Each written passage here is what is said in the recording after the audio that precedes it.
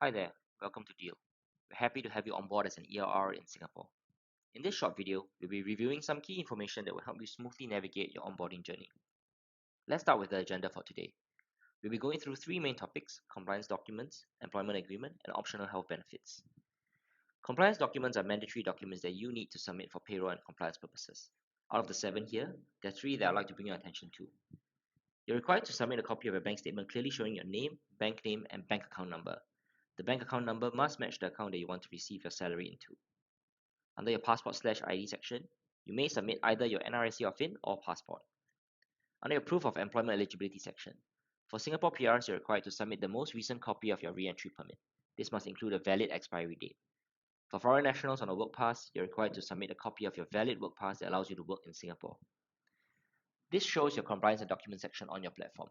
Here, you are required to manage and update the documents that I mentioned above. Your employment agreement, or EA, is the most important document for you to complete your onboarding and officially begin your employment relationship with Deel. It is crucial that the information here is current and accurate. For personal details, please ensure that you've accurately filled in your ID number and address. These are critical components of your EA. If filled in incorrectly, this may result in some delay to the completion of your onboarding. If you are not a citizen of Singapore, please ensure that you select either permanent resident or foreign national under the residency status field. This will allow us to draft your EA with the relevant contractual clauses. If you have indicated foreign national, do note that your employment with Deel is dependent on your work eligibility in Singapore. Under contractual details, please remember to carefully review all of the relevant contractual details in your EA. If there are any details that are wrong or missing, please raise this with the client. Lastly, once you have reviewed and signed your EA, your employment will be effective once Deel countersigns your EA. There are a few conditions that must be met to ensure that these are countersigned.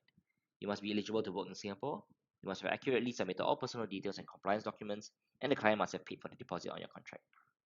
Lastly, optional health benefits. In Singapore, Deel currently offers personal health benefits for two providers for our clients to choose from, namely Unisure and Tokio Marine.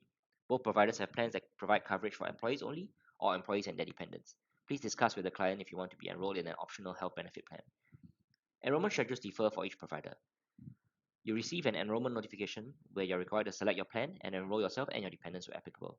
It is important to complete this enrollment within 30 days from the commencement date of your coverage. The client will select the single provider for all employees under the client. Once you have been enrolled and received your notification, you'll then be able to view and select your preferred plan. Lastly, it's important to note that these benefits are structured as allowances granted to you by the client and reflected in your payslip. These allowances are classified as taxable by the Inland Revenue Authority of Singapore. Should this be a concern for you, do raise this to the client prior to them informing you that you'll be enrolled in these plans. It is important to raise these concerns early, as once one employee under the client is enrolled, all employees will be automatically enrolled as well. Unenrollment will only be allowed during the policy renewal period, or if you cease employment. Glad you made it to the end of this video. Thank you for your attention. We hope that you now have a clearer picture of how to smoothly navigate through your onboarding.